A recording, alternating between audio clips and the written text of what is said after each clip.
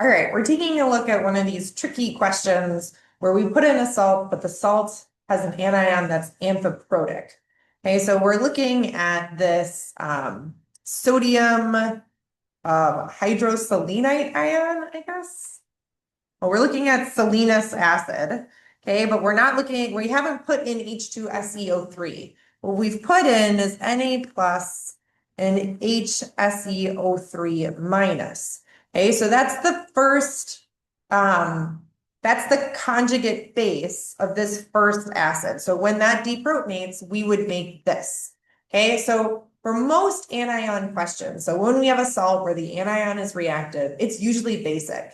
With the nuance, if we're dealing with an amphiprotic species, this is amphiprotic. I know that one, practically, because I've been given some multiple Kas, which is telling me that I can take off multiple protons, but also I see it right there. It's an anion. It could take a proton back, but it still has a proton to give. So it can do both. That's what amphiprotic means. It can be a base or it can be an acid. We're trying to figure out which is it gonna do, okay? And this question is nicely scaffolded out for you. So in this first question, in this first part, you just need to identify that this is our amphiprotic anion that we're dealing with. Okay, then we're going to ask for the Ka of the anion. So that will be HSeO3 minus. We're looking for what does it do as an acid. All right, so I'm going to add some water as an acid. It gives away its proton, and we're left with SeO3 2 minus. And H3O plus. That's what makes it acidic. We're increasing the H plus concentration.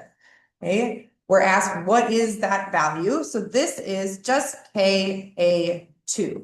All right, that's these numbers talk about the first proton coming off. That's not what we have. We're talking about the second proton coming off. So the Ka for this process is Ka2.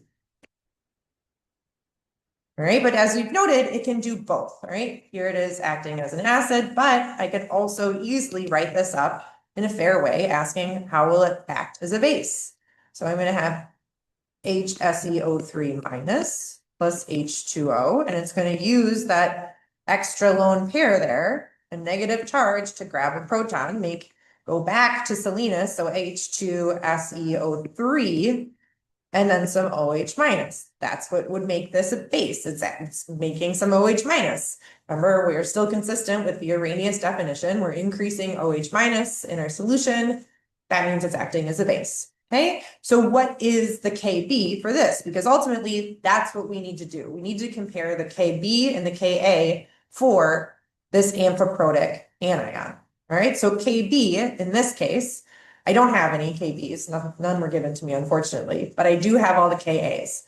I know that the Ka for H2SeO3 is Ka1, that equals 3.8 times 10 to the negative 3, which means I can calculate the Kb1, or what I will call Kb1, as Kw over Ka1. That's 10 to the minus 14th, and that's divided by 3.8 times 10 to the negative third. So that's the answer that I'm looking for here, that this is to calculate it, I would do Kw divided by Ka1. And now numerically, this is what we need to answer this final part of the question. Is it going to be acidic or basic? So I have 2.6 times 10 to the negative 12th. Now I compare Ka2 to Kb1.